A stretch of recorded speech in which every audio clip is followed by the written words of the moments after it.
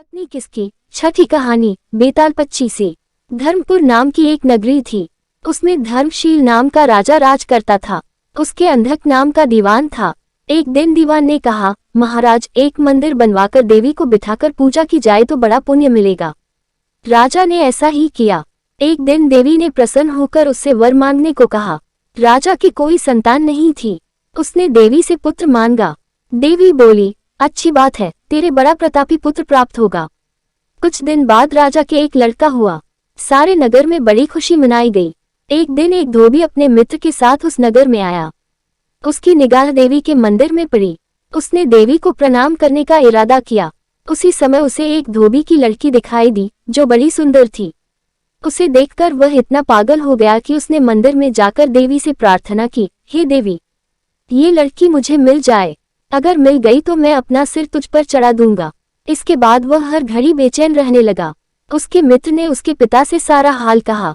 अपने बेटे की यह हालत देखकर वह लड़की के पिता के पास गया और उसके अनुरोध करने पर दोनों का विवाह हो गया। विवाह के कुछ दिन बाद लड़की के पिता यहाँ उत्सव हुआ। इसमें शामिल होने के लिए नेता आया। मित्र को साथ लेकर दोनों चले। रास्ते में उसी देवी का मंदिर पड़ा तो लड़के को अपना वादा याद आ गया। उसने मित्र और स्त्री को थोड़ी देर रुकने को कहा और स्वयं जाकर देवी को प्रणाम करके इतने जोर से तलवार मारी कि उसका सिर धड़ से अलग हो गया।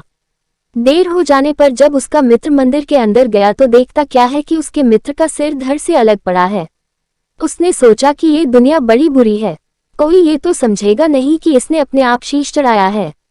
सब यही कहेंगे कि इसकी सुंदर स्त्री को हड़पने के लिए मैंने इसकी गर्दन काट दी। इससे कहीं मर जाना अच्छा है।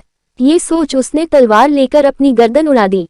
उधर बाहर खड़ी खड़ी स्त्री हैरान हो गई तो वह मंदिर के भीतर गई।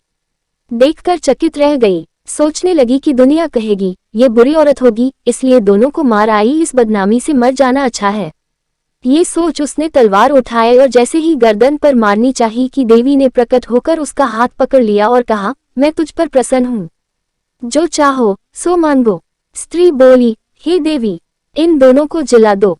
देवी ने कहा, अच्छा, तुम दोनों के सिर मिलाकर रख दो। घबराहट में स्त्री ने सिर जोड़े तो गलती से एक का सिर दूसरे के धड़ पर लग गया। देवी ने दोनों को जला दिया। अब वे दोनों आपस में झगड़ने लगे। एक कहता था कि यह स्त्री मेरी है, दूसरा कहता मेरी। बेताल बोला, हे राजन, बताओ कि यह स्त्री किसकी हो। राजा ने कहा, नदियों में गंगा उत्तम है, पर्वतों में सुमेरु, वृक्षों में कल्पवृक्ष और अंगों में सिर। इसलिए शरीर पर पति का सिर लगा हो, वही पति होना चाहिए। इतना सुनकर बेताल फिर पेड़ पर जा लटका। राजा उसे फिर लाया तो उसने सातवीं कहानी कही।